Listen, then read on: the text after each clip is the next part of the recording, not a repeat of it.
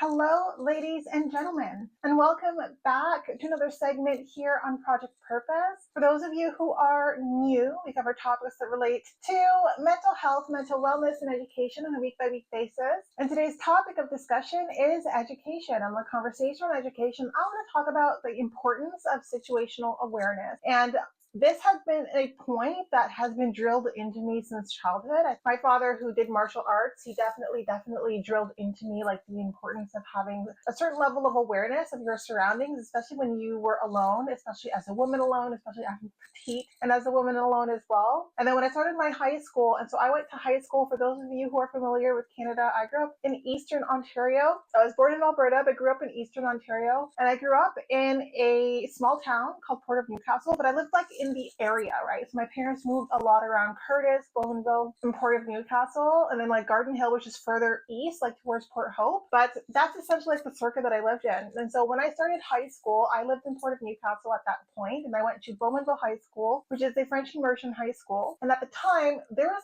a significant violence against women. There was a lot of incidents that had taken place that made it so that the school took a special interest in giving women self-defense classes. So if we think about like my upbringing, first starting with my father, who gave me a lot of awareness, or just a lot of just training. And now I've never been formally trained in martial arts. He didn't let me go into the specific classes, but just training on how you would neutralize someone who is bigger than you and who could easily overpower you, just like what you would focus on to neutralize someone who otherwise could physically empower you. So I had that growing up as a child that I definitely like didn't put into practice the best ways because I didn't necessarily have that discipline. But then in high school, it was also like reinforced that as a woman, you really needed to have this situational awareness. And so in our gym class, we ended up having, when I think it was grade 10, so I was 14 because I was skipped up a grade in high school, and it was a specific self-defense training for women, and they coursed us through different scenarios and how we would support ourselves. And again, it was a lot of very much acute neutralizing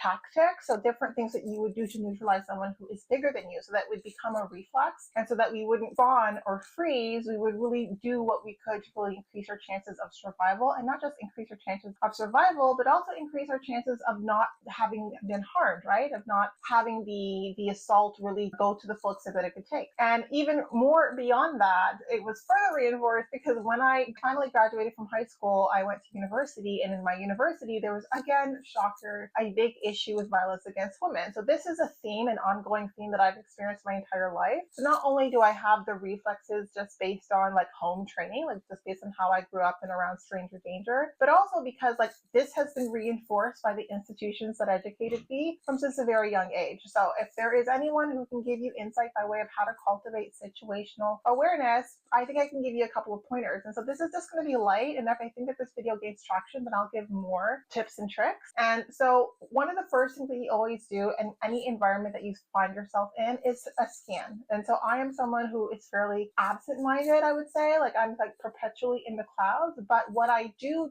very well is no matter like where my thoughts are at, I'm physically present in my body, constantly doing like a 180 scan. So what's in front of me, I'm doing a 180 scan. And typically before I start my route, like whether it is the case when I'm starting my route to go to get to work, if I'm starting my commute route, sometimes I always, before I start forward, I look back quickly. I just make sure I have a 360-degree view of like my environment before I tunnel vision towards where it is that I'm going. And then that's something that I do in every point of transport, or every point of transfer in my commute. Like anytime I go anywhere, like the first thing that I do is take everything in, right? And usually like this is something that I do automatically. And unless there's something that is awry, like unless there's something that my intuition tells me like pay closer attention to that, I do a scan and I don't get feedback, right? Like I don't get something from my environment that tells me, hey, this is someone to be ary of. And because that is a practice that is inherent in me, if I do a scan and there's someone who feels like a threat, and someone can feel like a threat for so many different reasons, but it could be that they themselves present as unpredictable, and like we've all been sort of in the metro system where there's like an unpredictable personality, you just kind of keep your distance. It's not necessarily a personal threat to you. Or if it is someone that's paying closer attention than what is typical, like, and again, like someone noticing you is not a threat. So if you're constantly doing these scans, cultivating the situational awareness, you understand like what normal attention is, what neutral attention is, and what bad attention is as well. And so I always make a point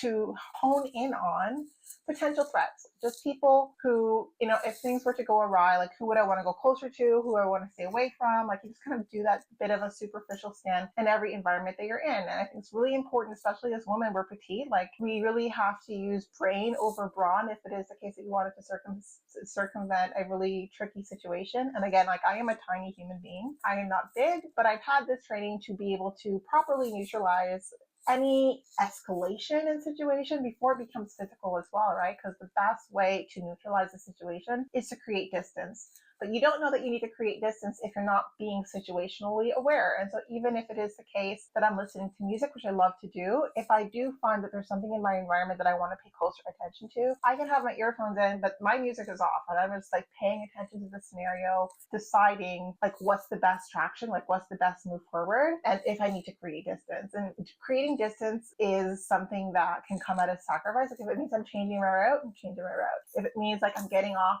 the bus, if it is the case that I'm on the bus, I'm getting off the bus.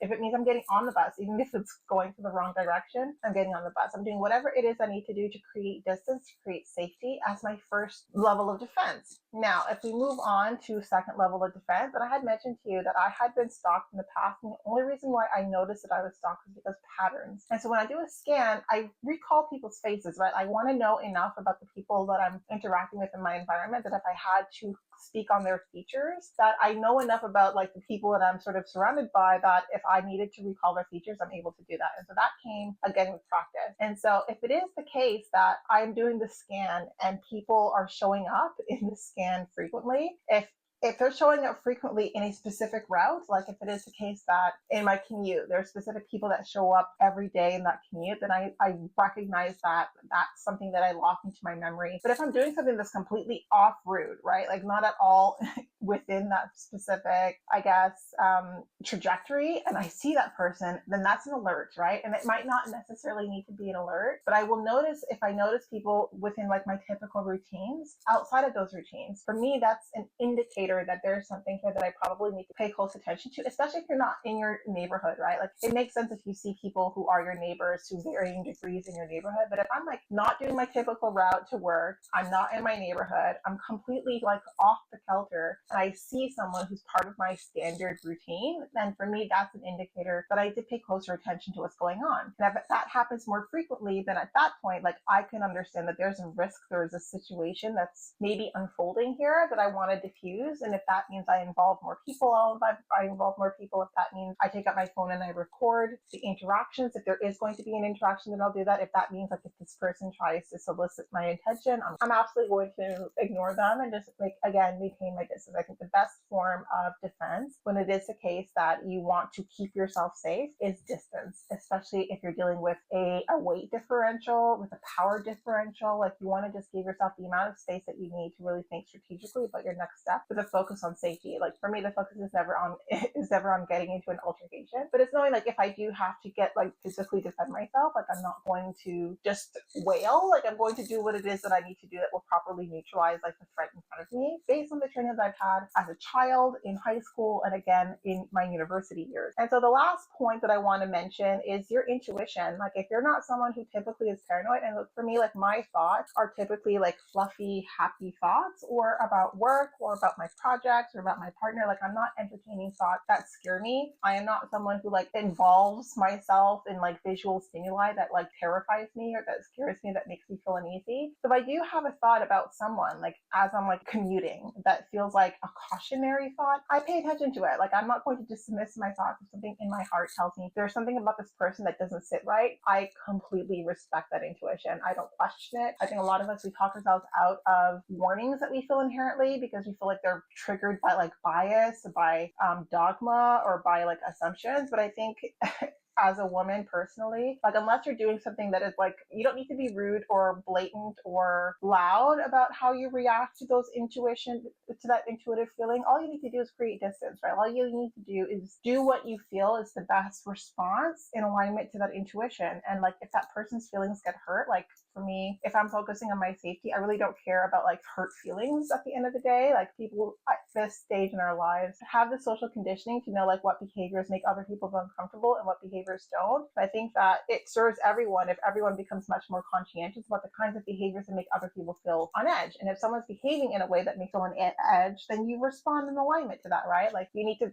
leverage your senses and your understanding of like how you keep yourself safe to figure out like how best you manage the situation at hand. And it's not like cross your fingers, close your eyes and hope for the best. Like you do very specific things to maintain your distance or to get someone who has the ability to defend you like in between you and that person. Like for me, like if it is a case that I feel unsafe and I feel like I can't get distance fast enough, then I'm going to get vocal, right? Like if I can't get distance, then I'm going to get vocal. And if vocal doesn't help, and of course, if it needs to get physical, I have mentally prepared myself for that. If that ever had happened, like I'm not going to be so in shock that I'm going to completely freeze. Like for me, it's definitely first distance, then being very vocal so that people know and are aware what's going on. Then if it has to be like a fight for my life, it's a fight for my life. But again, if you're practicing situational awareness, you can typically like do specific things that make the person recognize that you recognize them, especially like if you pull out your phone and you record, or if you lock eyes with them and you do not break eye contact, you definitely do not look away. Like you just show things that show I see you and I'm not intimidated by you, then that is going to shift and change the way that they thought that that situation might unfold. And again, like this is something that I've lived through in my life. It's something that I wanted to share with you, and there's like more details that I can get into. But if there's 3 things that I want you to take away from this call, it's distance first, vocal next, and then of course, if you need to fight, then get at least some self-defense training, especially for women, on how you neutralize someone without necessarily needing to be on par with them physically. Like you don't need to be powerful like they are. You just need to know what specific zones to focus on so that you give yourself enough time to run and to get the help that you need. So I want to come on here and talk about that because I don't think we talk about situational awareness enough. And I think about some of the things that are happening in the news that are just so gut wrenching. Like I was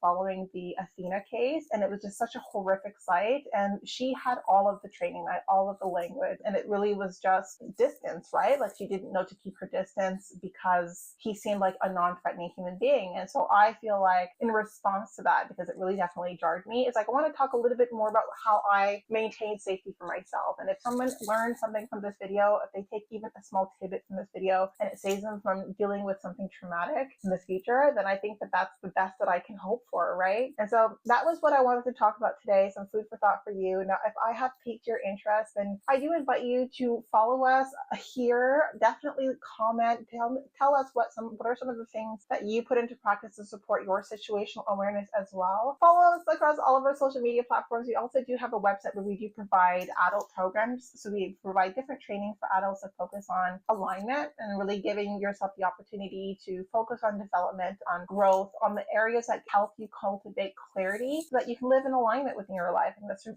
super important. We also do provide workshops for children. I am a huge believer that leadership starts when we're young. And so I have cultivated a program for children. So this is focused on 4 key concepts, 4 key, I think, contributors to leadership competency. And that's cultivating autonomy, self-efficacy, compassion, and self-concept. And something for everyone in your family, something definitely for you. And again, thank you so much for tuning in. We do also have a blog, so maybe check out our blog, like check out our thought pieces, leave a comment there as well. Like we're really trying to create community here. So every share, every engagement definitely helps. And I look forward to chatting with all of you very soon. We'll talk to you later.